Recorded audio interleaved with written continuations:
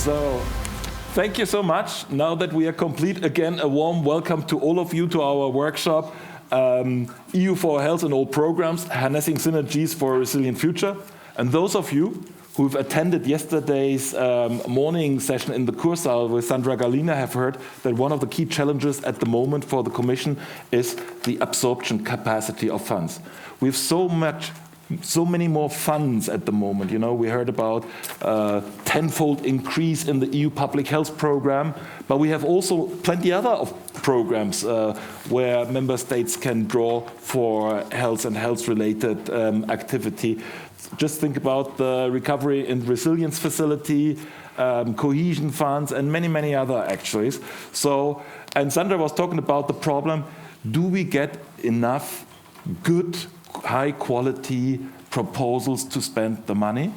And this will be a challenge for the next budgetary discussion, actually. If member states, if the council sees, if the parliament sees the money is well spent, is absorbed, the negotiations will be much easier, that the budgets stay as they are or even increase. So this is really a challenge.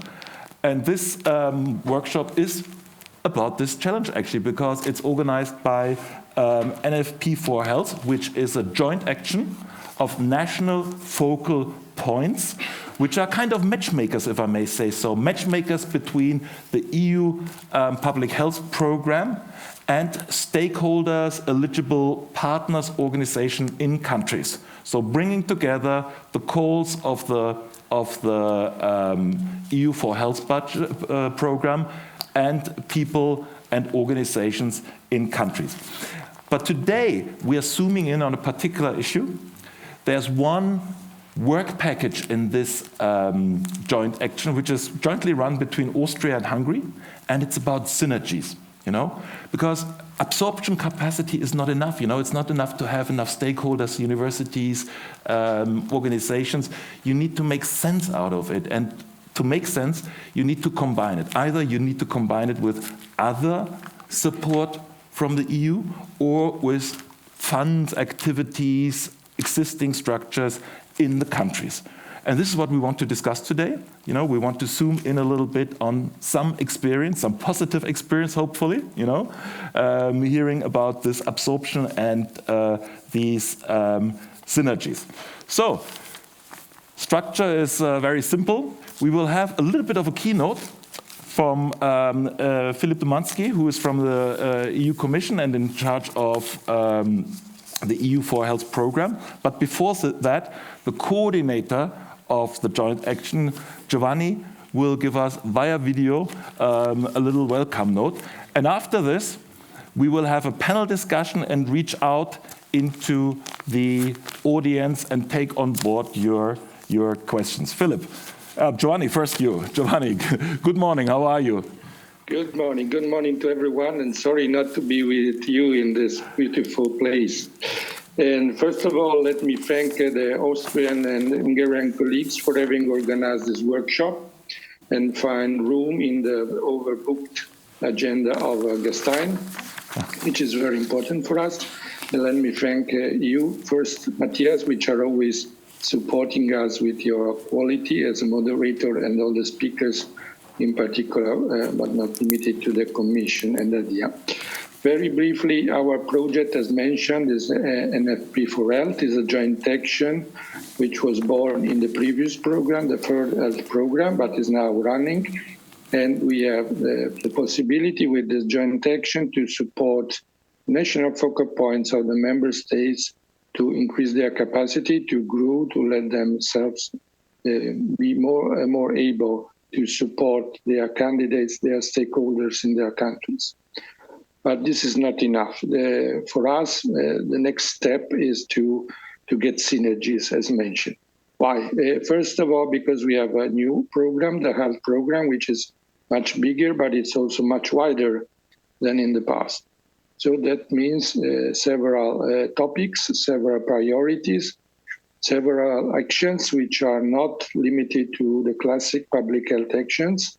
And that creates bridges and challenges in order to cross with other programs. Particular, our big brother Horizon, but not that alone, We have contact also already with several others, but this is not in any country. And this is why Work Package 5 is running to create in each country the possibility for stakeholders not to refer to 1, 2, 3, several focal points, but to try to refer to a network of focal points in the country. So people who have ideas, who have proposals, should not try to set this proposal in the complicated frame of the programs, but just to try to find someone supporting them to do the right choice. I think this workshop will be essential to cooperate with stakeholders and academia in order to find an operational way to do that better. And we look forward for the next couple of years to have this with you. Thanks for this possibility to intervene despite my being at home, and good luck, and many thanks once again for having organized this workshop. Giovanni, thank you so much for this very brief intervention, and we all know you very well because you've been a proponent of European integration and using European funds on many occasions, not just from this particular project, but also in previous projects. So thank you so much for this engagement and for running this very important joint action. And I think now it's before you come on board, Philip, that we have a little poll, and the idea of the poll is that we instantly profile a little bit, you know, who's here in the audience, and also have a first idea if you already taking some money from the EU4 Health program or from others. So we have the first question: which sector are you affiliated with? Public sector, civil society, private sector, academia. So the typical 4 components of the Gesundheit conference. We can still have a bit more votes, please. How many are we in the room? Well, quite a number. You're not so quick.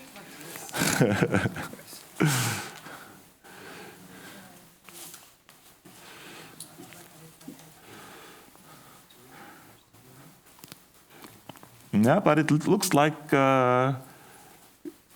pretty much public sector.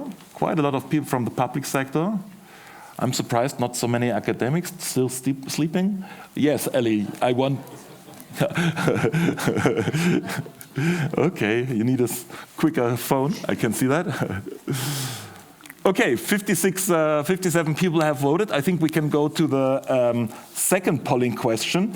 Is your institution currently involved in a health-related project that is supported under any of the EU funds or programs? Oh, yes. Oh, we have only 13.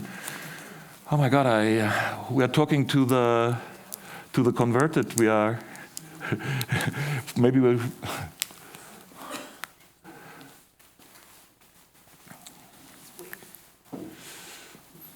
So I can see that people coming here probably want to share actually their experience and hear from your experience because they are already engaged. Can I have a show of hands? Who has voted yes, that we just get a little bit? Yes, please. I go there. Can we have a microphone?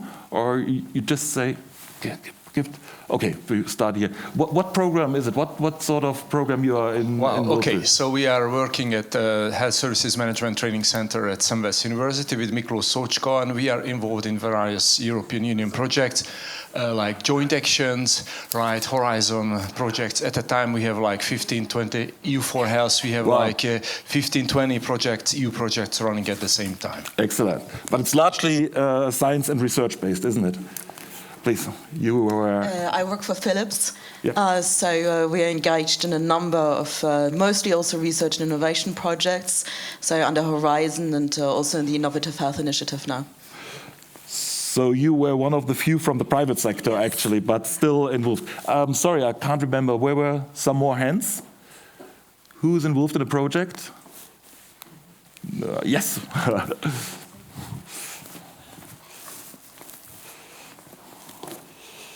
Hi, I'm Anita Gottlieb from GAC, and I'm currently involved in ECHOS, in ECAN, sorry, it's a EU4 Health project. Excellent. Cancer and e-health. Thank you so much. So I think there are plenty plenty of people who are currently involved and have a lot of experience on this one. So we're very curious to hear about this later on, because it's not just a panel discussion, but we want to involve you actively. But that's it for the moment, for the introduction. And now, Philip, I would like to ask you to take the floor and fill us in a little bit on EU4 Health. Thank you.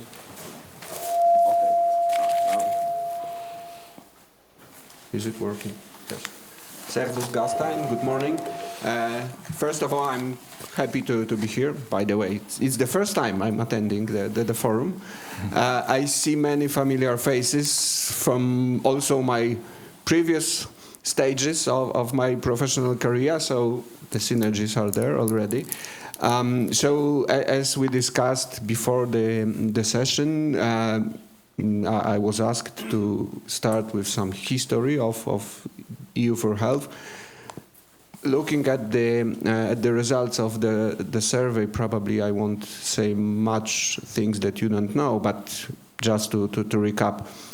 Initially, the idea for this programming period, so 7 years EU budget, 2021-2027, was to have more or less the same allocation that in the past during each of the previous health programs, so let's say around 400 million euros, but as a strand of ESF Plus, European Social Fund Plus.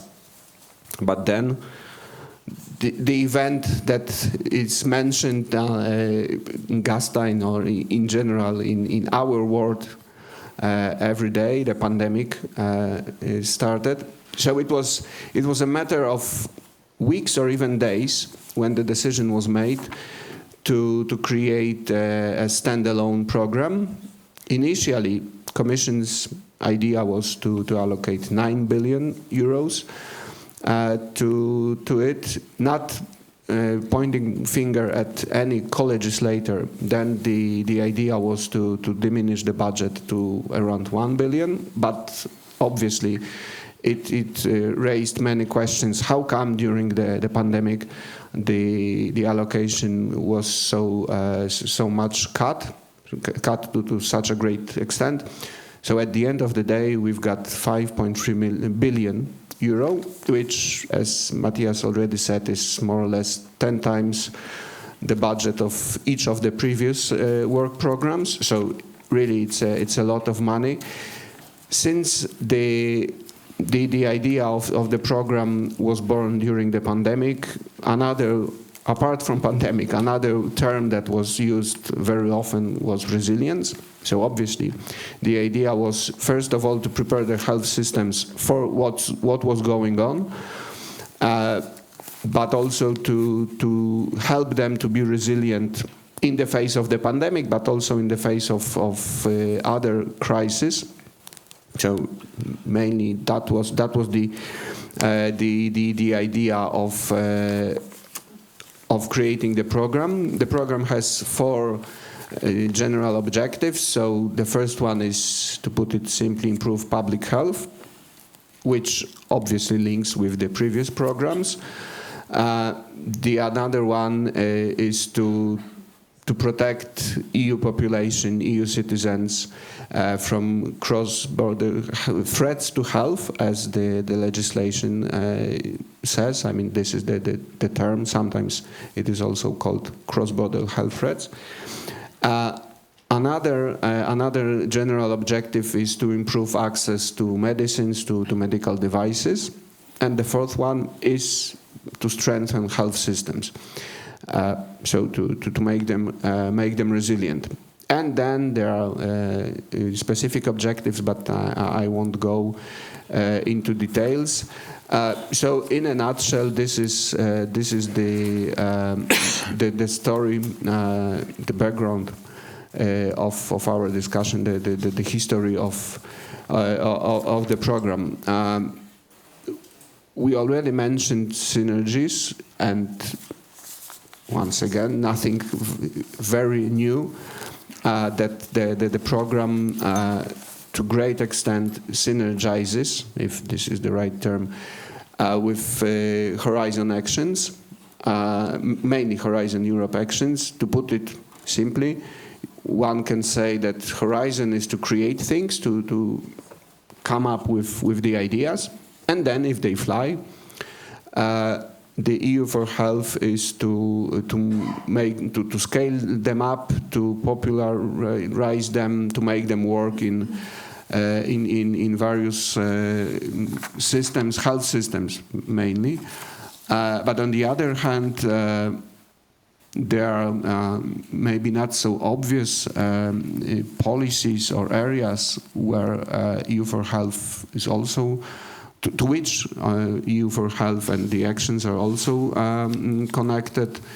For instance, radiation. So Samira, it's a EU initiative dealing with radiation ionizing. So this cooperation is in terms of institutions, it's a cooperation of DG Santé. So that part of the European Commission I'm representing, the one that is responsible for health, with DG Ener, so the Directorate General dealing with different topics related to energy. Also, there are synergies, or there is a cooperation, there are links with digital world.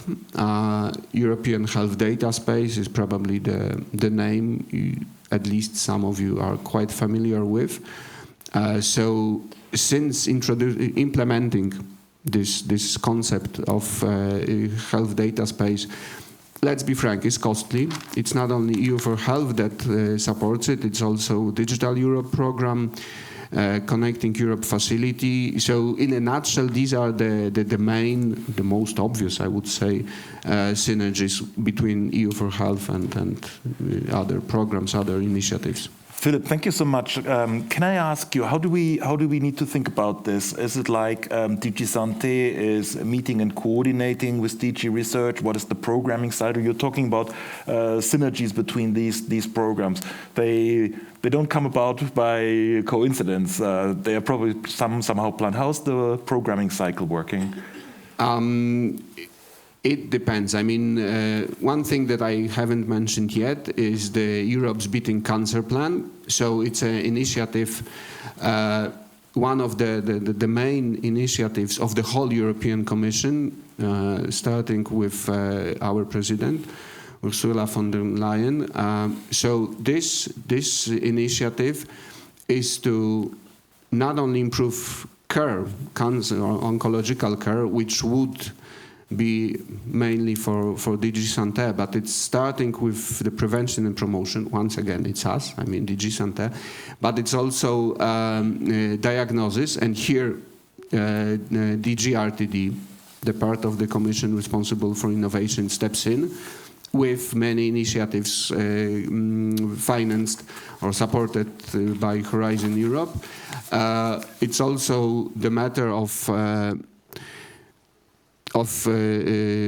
care or assistance for cancer survivors to help people to come back to normal life. So here we cooperate with DG Ample.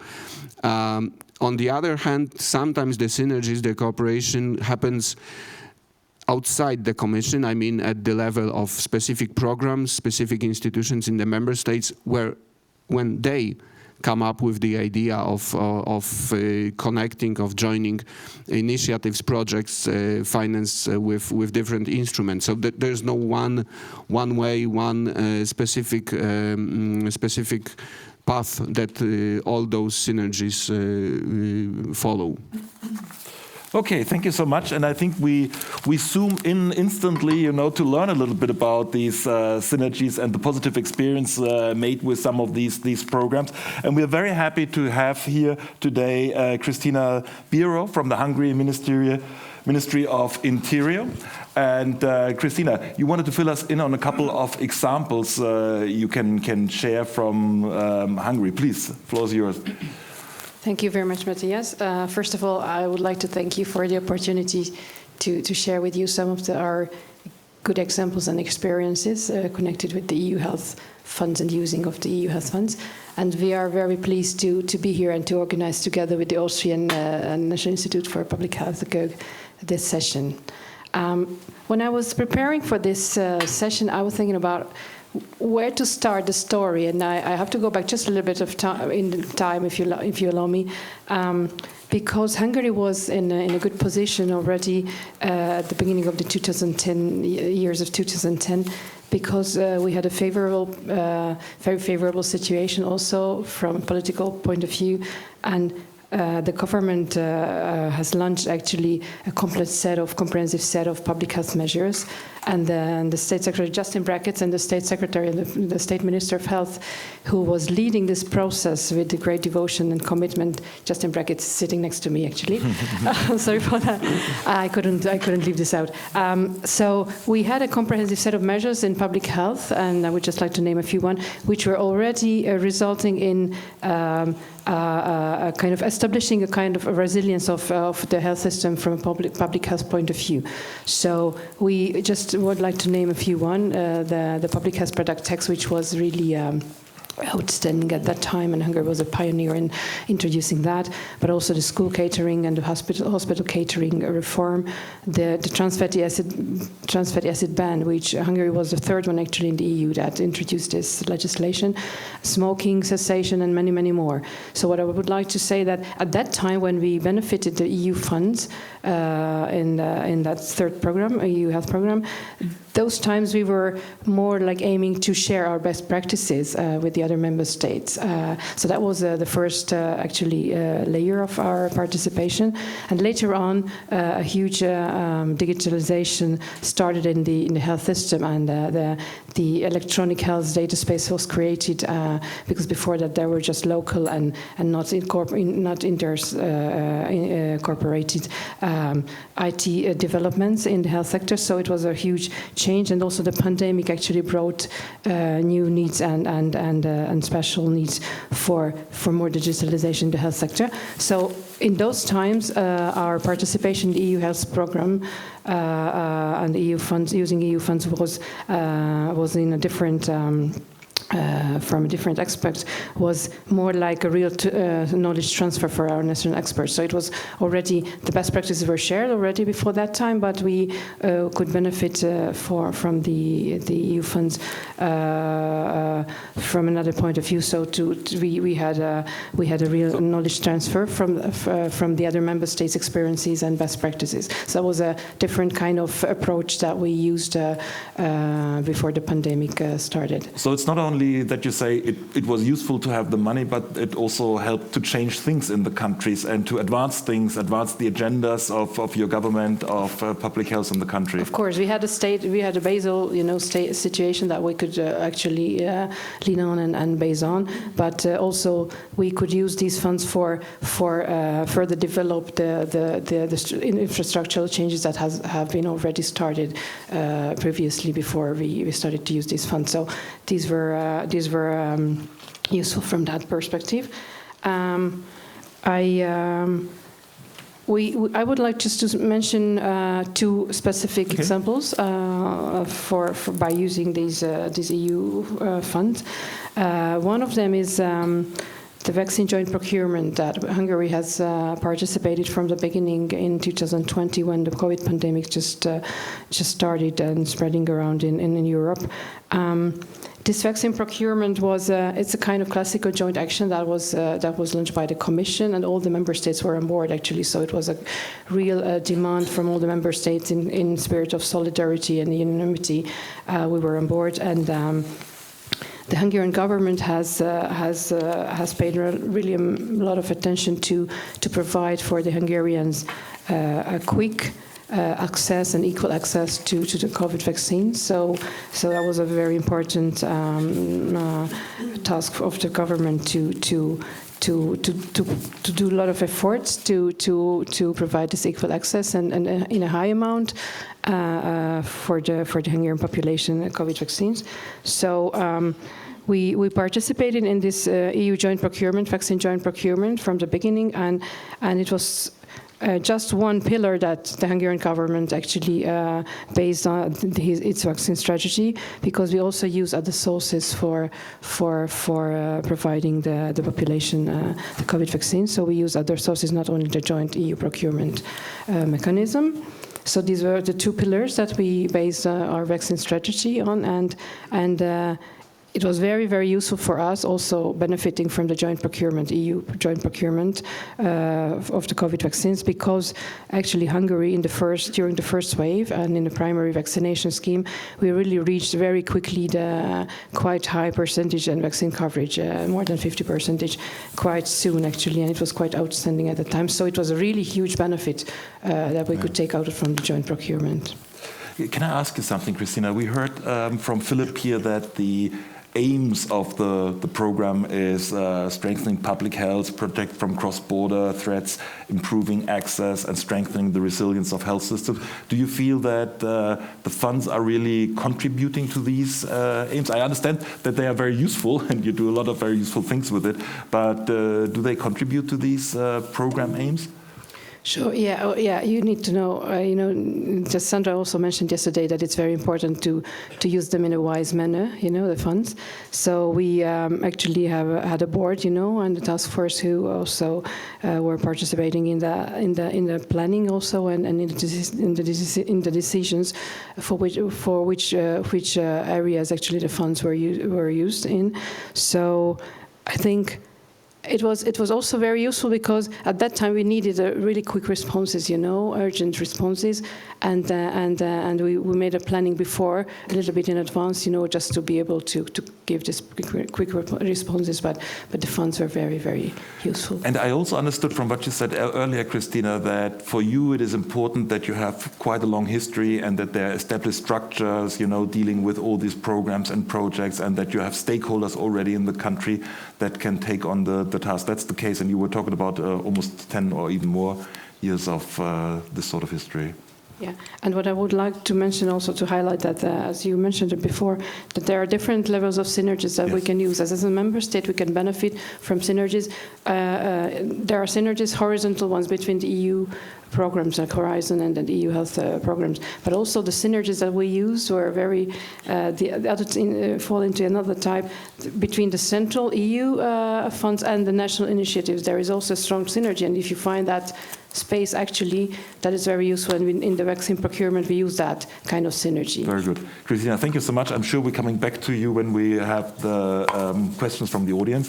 Caroline, you're representing health promotion agencies in Europe, but you also run a lot of projects, funded from different programs, and together, of course, with the agencies in the country. So there are horizontal and vertical synergies you are creating. Please share a little bit your experience. Yes, thanks, Matthias. When you were talking about the history, it just made me think of more than 20 years ago, I think, we even used a Word form to submit our application to the health program. It was just a Word form and a few questions and a budget. It was so easy compared to nowadays. It's a big difference.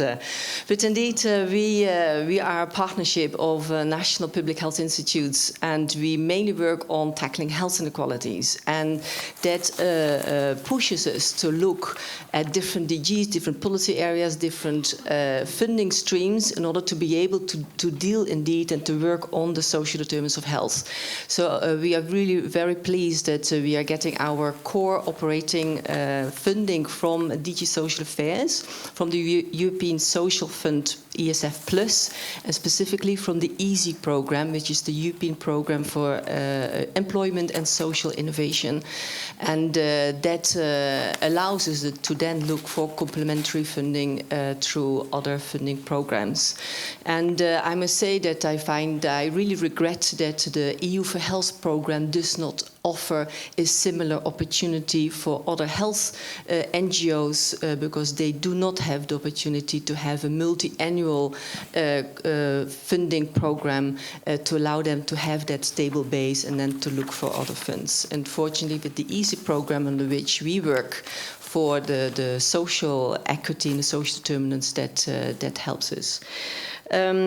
Yes, I think that the multi-annual financial framework until 2027 gives a lot of opportunities for funding for health and for health promotion, and we have been pushing this to our members from the very beginning. We've been producing a guide on what are the health elements of the other programs that you can use for your work, because synergies are indeed to be made. In particular, I would say synergies between joint actions on the one hand and the other funding programs. And that is helpful because the joint actions are rooted in member states with the delegated authorities, institutionalized projects and activities, and then the other funds like the Horizon funds or the Erasmus funds allows them to feed in and to create those synergies. I can give a few examples. We have been working on the joint action best remap. That's a joint action for food. It's looking at how to reduce food marketing for children. It's looking at food reformulation and food procurement to have healthy and sustainable food. And member states are really working very well together in that. And this joint action is being fed by academics through the STOP project, which is a project on obesity. Also FEAS is another Horizon project on healthy and sustainable food systems. And it's really nice to make that connection. Another joint action is a joint action PURGE, which is on HPV prevention, which is led by ISS. The Italian Public Health Institute, and that is there are synergies with River EU, and they had a session yesterday, and my colleague Alison Maassen is here, and she can talk to you more about it. The River EU is an Horizon project on vaccine equity, and Immunion, which was an EU4Health project that we coordinated on vaccination and to support the coalition for vaccines. And the last example is the Joint Action Heroes, which is on the workforce, and the Be Well project. That's Erasmus Plus funding. The Be Well project that looks at how to support health professionals with the developing green skills and with developing their digital skills. And that is very nicely in synergy with the Joint Action Heroes. So there are, you need to be creative, you need to have the capacity to go to look at the various funding streams, and then really quite a lot is possible.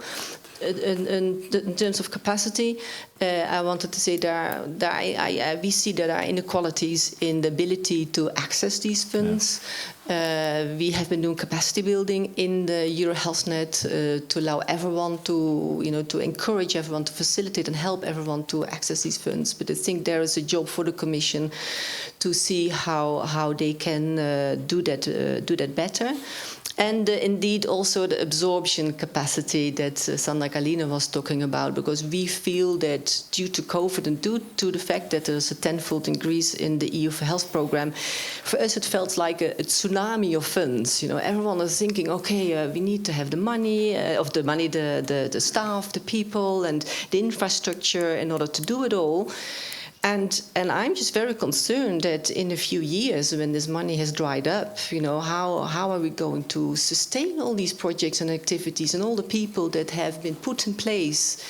I think, I don't know, but something has, I think, it could have been done better, or in terms of the planning, I wouldn't know, but I foresee quite a bit of a problem in a few years to come.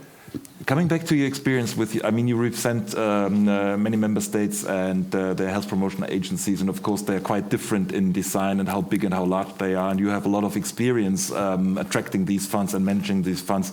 You talked about capacity building. What do you do with your members if they not have necessarily capacity, or stuff is changing, and some of the experience is getting lost or something? Yes, so we are organizing matchmaking days for Horizon, for example, that we then highlight the various calls that are relevant for health promotion, and then we bring them all together and see, okay, whether there are calls that they want to respond to, and we support them with the preparations of applications. But here I would like to stress that the national focal points clearly have a very important role to play. In particular for Horizon Europe, we feel that the national focal points are very helpful in reviewing draft applications and give feedback on what to strengthen. It's often the impact session that needs to be strengthened.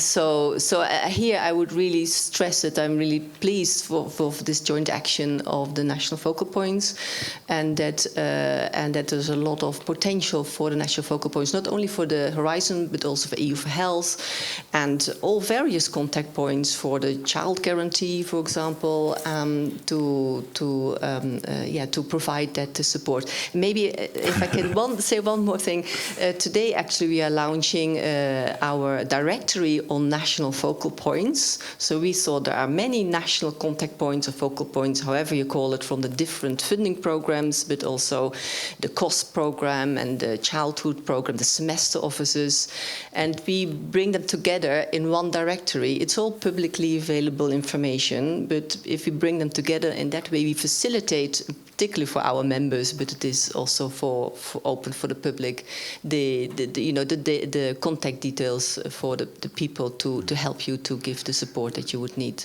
Thank you so much, Caroline. But one thing, I mean, that's really great. But one thing which is also clear is if there are new organizations interested in joining one of the programs, they really need somebody who takes them by their hand and guides them through the maze, because all the synergies is great. It's great that you know about all the contact points, but how would you know as a university professor, as somebody from a regional health promotion agency or something, you know, where to start? So very, very important work.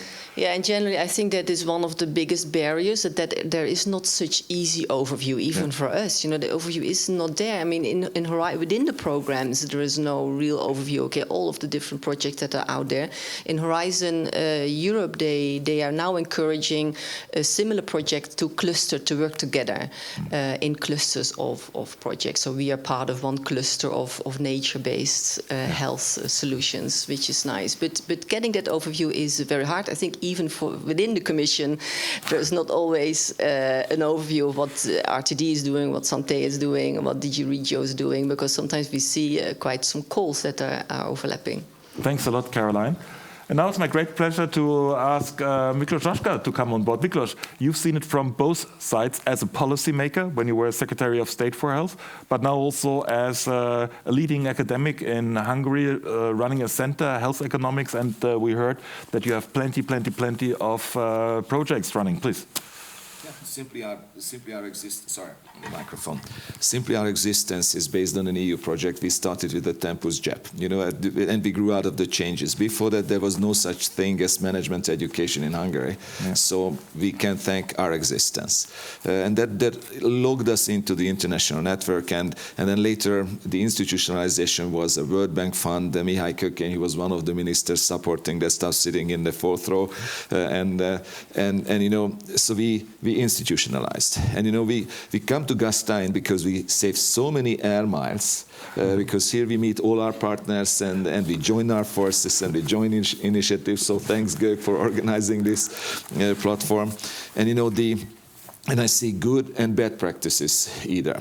So concentrating on the good, so it is a very nice thing to see that on the level of social innovation, we are part of a joint EU value creation. So that's nice. And that can happen, and now the policymaker stuff, when it is strategic, continuous, knowledge managed, strategically invested, strategically aligned, institutionalized. There's a room for institutionalization. In the yesterday Gög session, the NGO representative said, when we do something good and resources dry up, it's a tragedy to lose it. So there has to be some seed for institutionalization, and it's speedy. I give you some examples. You know, we were we were doing this human resources research before joining EU because we understood that it will be, when we lose the borders, there will be migration of health human resources, and it happened. We were comrades in crime, Matthias, with the observatory doing Prometheus. And now is the 4th generation of health human resources projects. Now we are not just consortia partners, but consortia manage some of these initiatives. But and now there is this health human resources crisis. Now there is a network. So there was an investment from the EU. But if we can build on this network, there are groups that know each other. We know Aginas in Italy. We know the Lithuanian. We know the Estonian has human resources planner. So if there is a joint action coming, there is a network structure that could be mobilized for the solution. So that's that this alignment is very important. But but when the results of these projects are not knowledge managed, so there's evidence, what keeps people in place, what are the incentives to develop health human resources, all that stuff. If we do not manage those experiences on EU policy level, then these efforts are wasted. And also we invested a lot of money in this health human resources temporary project structures.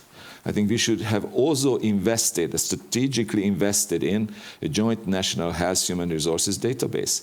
And we should not force the regionally divided Austrian or German registries to report to that joint health human resources database, but let the coalition of willing, Estonia, Hungary, Italy, we would connect our registered database to that stuff. And in times of crisis, we would see from where could we mobilize anesthesiologists. So I think in this use case shows what was good in the investment and where could we do better. Thank you so much, Miklos, and great insight from you. So it's not just to run projects, it's actually to build capacity, to build networks, to have some structures you can always rely on in times of crisis. This is the moment for all of you to come up with your questions, and so I guess many of you have a lot of experience. Either you want to share a little bit your experience, or you have very concrete questions to Philip, Miklos, Christina, and Caroline. So, Karin, yes, please introduce yourself. Thank you very much. Good morning. My name is Karin of Karabash. I'm from WHO Regional Office for Europe. I coordinate the area of alcohol, illicit drugs, and prison health, and I've been working on NCDs generally as well.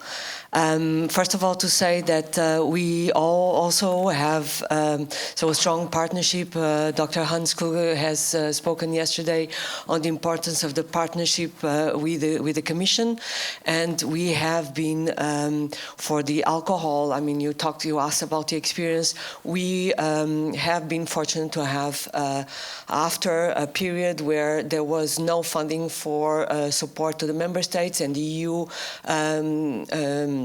action plan was finished, there was no room for work on alcohol. So we were very glad to have the opportunity to discuss under the EU Beating Cancer Plan and have access to funding to bring again the network of the member states together and to discuss on how to provide the deliverables, the impact which would have a contribution to the EU Beating Cancer Plans and to the objectives that are there, where alcohol stood as a risk factor and unfortunately has been kind of disappearing there.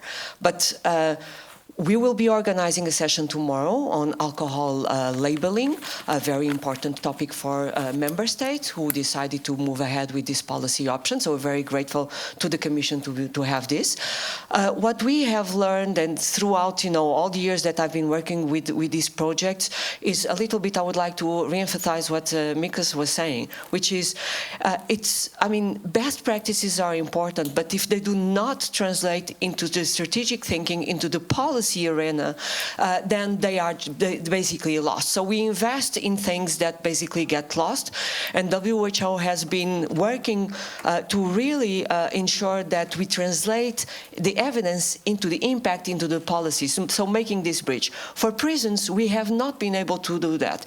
And DG Santé, has these three areas, and prisons is an area that has been basically outside of the radar of any project. We have RISE-VAC, which is an important project, but again, it is a small project that is not capable of bringing the justice and the health sector to protect, the population. So we hope to be able to have further conversations on this. Thank you. Thank you so much, Kari. Maybe we collect 2 or 3 questions, contributions before we go back to the panel. And also, we could ask you, Kara, about the online questions and answers. Please. So, quick question. Recently, I had the opportunity to. So, first of all, hello, Miklos. Nice to see you, and Caroline. Pleasure. Secondly, I wanted to say it because there is a lot of opportunity for synergy, even across different funding programs.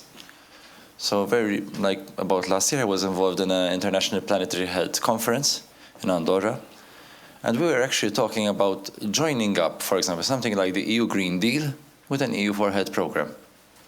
And it's very simple to do this. You measure the environmental impact of a digital health intervention. All of a sudden, you have 2 funding programs coming together. So I just want you to reflect about this, and maybe is there any possibility to do something in this direction to ensure that we're not just throwing an intervention there, but rather, across the board. Over. Thank you. Thanks, Matthias. So please introduce yourself. Gediminas Černiauskas. Now I'm working in Azerbaijan for Twinning project, and my question or suggestion about synergies here is that for many years Europe is quite active in advising other countries like Twinning or others, and I worked with French Azerbaijani team and Lithuanian Azerbaijani team. And unfortunately, during those 3 years, interest, for example, from DG Santé was not seen. And that's a question maybe, because now we are talking about global health policy. And I assume that there is an opportunity really to do more for health, because our experts, not just training or showing experience of European Union, but also learning from those countries. So it may be useful for the future to think about those projects as well as kind of opportunity to develop health policies in Europe. Thank you. Thank you so much, Dimas. Maybe one more question, and then we ask Kara about the Yes, please. Introduce yourself. Thank you. My name is Elodie Beignet. I'm a researcher in global health at the Norwegian University of Science and Technology. I wanted to ask a question to the panel about capacity building, not just to access funding, but also to manage them afterwards, especially when talking about synergies between different programs that might have different requirements, and if you had good examples of how to build capacities of different stakeholders for the management and the translation of the knowledge created with those synergies. Super. Thanks a lot. And Kara, maybe you can fill us in quickly on the news feed? Yes, I will. If I could have a mic. Take this one. From some other source. Thank you, Matthias. I mean, we can see the most popular questions by popular vote up there on the screen as well right now from our online audience. And I would just like to highlight a few as well. So the question we can see down there at the bottom right now, it's great to hear how infrastructure projects have been supported, especially also through the procurement example, something that you, Christina, touched on. But how can the reach of this approach be widened? Is it purely the money that we need, or can other solid lessons be drawn through the synergies that can be shared and then applied to other contexts? And I think we've heard quite a bit from our panel already on that issue, but perhaps Christina and the others, you still want to comment on that question again as well.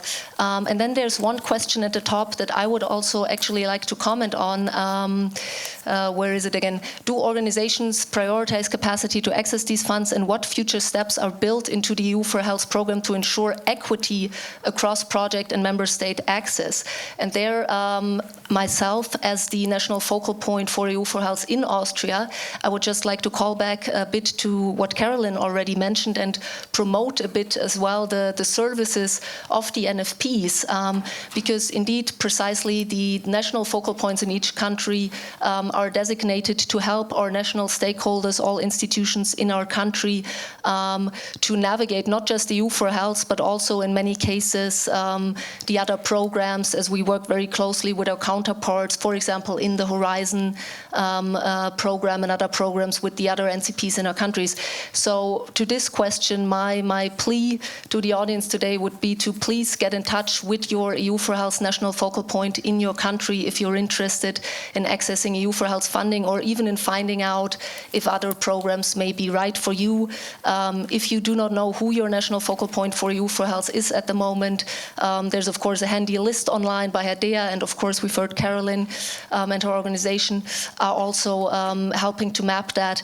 But also, if you don't know who your EU4Health national focal point is in your country, please come to me after the session as well if you like, and I can tell you, and please talk to us and let us help you with all of that. Right.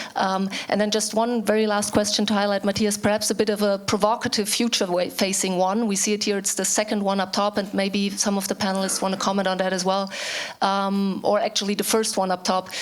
Why did it take a pandemic to strengthen funding for synergies instead of isolated projects, and perhaps how can we take the lessons learned forward to better plan for the future, to be futuristic instead of traditional, and to think synergies in all of our strategies up front instead of just as a reaction to a crisis. Thank you. Thank you so much, Cara. Thanks for all this input. And you heard we had 4 interventions from the floor. One was about the gaps in the programs, actually. One was about synergies between the big policies.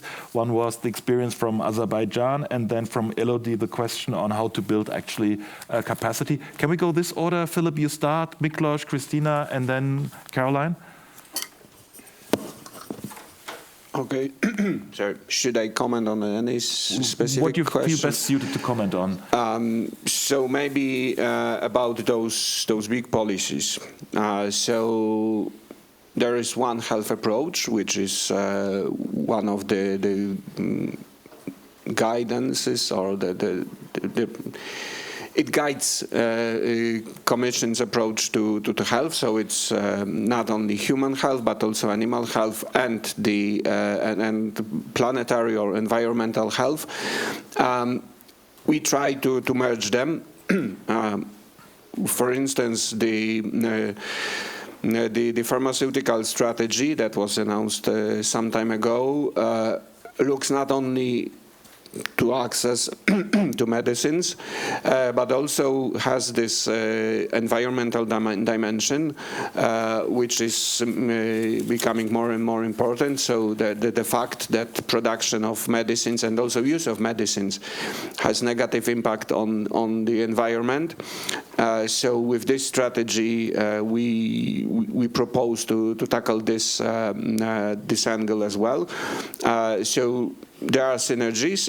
I agree that it's far from being ideal. We are all learning, coming back to the fact that the budget is much higher. With the higher budget, some problems appeared that they weren't problems when we had less money. So I admit many things could be done better, but we already started, that's for sure. I think the question was really pointing at what we also discussed yesterday with Sandra Galina, the health in all policies, health for all policies, you know, that we need to have proper intersectoral policies at EU level, you know, that know each other and support each other and are not kind of contradicting each other, but rather linked. I think that's, and as you say, there's some progress being made. Miklos, please. So I have 3 quick use cases and one comment. Jade Care. 4 years ago, it started to collect the best practices in digitally assisted chronic care models. Now it's high time. You know, bureaucracy, we should not force JCARE to write a final report, but they should write an investment criteria policy report to EU. So what is good practice and how can it be put in practice? So we should address bureaucracy, too much bureaucracy, and not creative enough. And also, we did it in healthcare. Okay, what happened in fintech? So the strategic alignment between sectors, infrastructure investment. Hungary was, we were using a lot of EU funds. But after that, there was a high-level reconciliation process. Work Group 2 set out efficiency criteria for infrastructure investment in health. It's there. It's on a shelf. The structural funds should only be invested in health policy evidence-driven way. And we have the knowledge. Put it in action. Then so again, this is communication between DGs and strategic alignment of all this stuff. And then third country, Azerbaijan. I think up until we cannot export solidarity and risk-sharing and put the costs of solidarity on the cost of labor, we will lose the economic competition globally. So we should strategically invest in Central Asia, Africa, not to let colonialization happen and free market letting people die on the side of the roads there. So I think, again, strategic investment. And just two more things. The equity.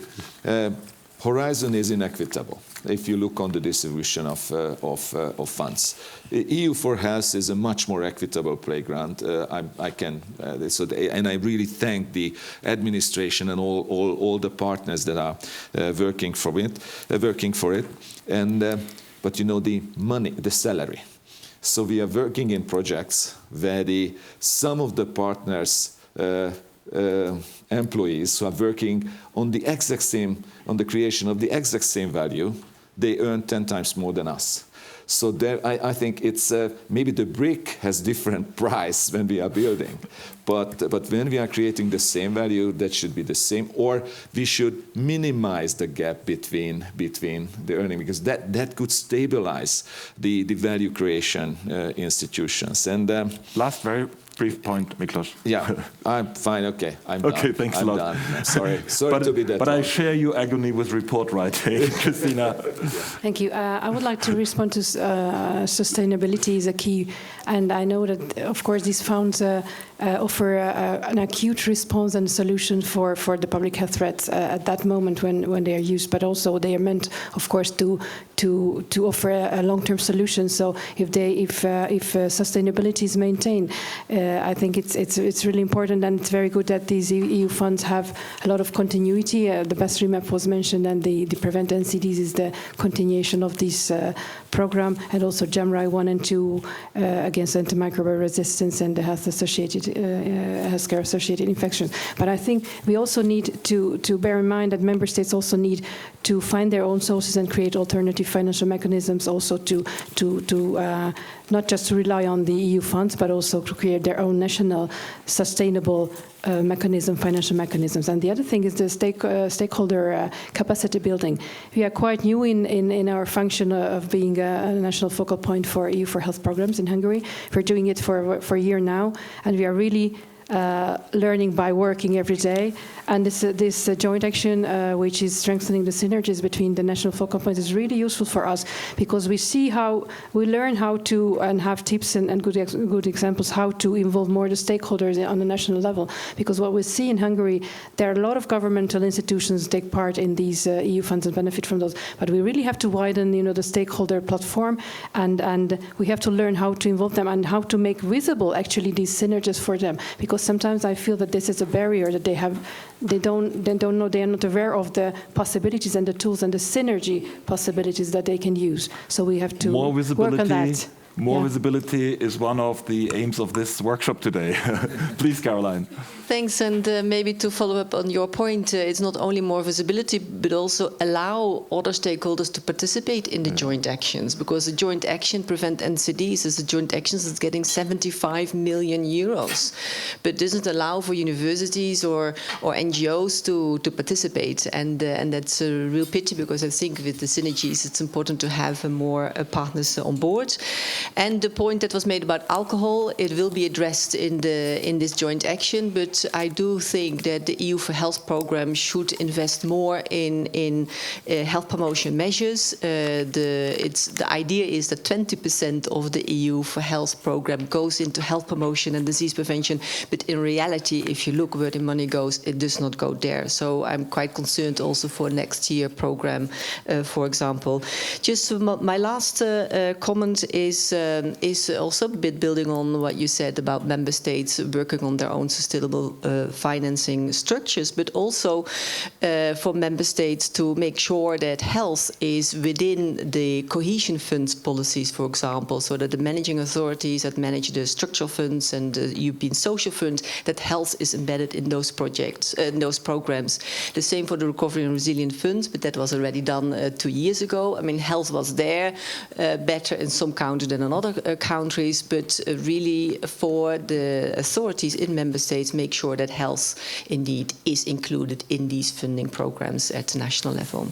Thank you. Thank you so much, Caroline, and thank you for joining us today. I think it was quite interesting, and we saw, first of all, how important the national focal points are, and that their role really goes beyond actually the EU4 Health program, and that the synergies we are talking about, they are not just virtual synergies, they're real synergies, you know, feeding into other projects, into other programs, connections with joint actions and all this kind of stuff. And I think we had great examples actually today, you know, of EU monies funding great projects, but also contributing to capacity building in countries, to institutionalization, to making people more aware, to establishing networks which are absolutely essential in case of crisis and problems. So thank you so much for coming. Thank you so much to my wonderful panelists. A big applause. And thanks, Cara, for organizing this workshop. Thank you. Thank you. Thanks.